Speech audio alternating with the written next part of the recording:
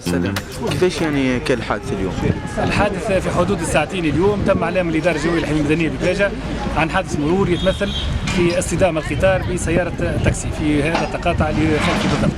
نتج عنه اصابه عدد 5 مصابين، 3 منهم اصابات وكسور مختلفه ونسبيا حرجه، وبالنسبه للاثنين الاخرين نسبيا يتم لاباس، تم نقلهم جميعا للمستشفى الجوي بباجه. وبالنسبه للقطار استأنف الرحله نتاعو في الابان.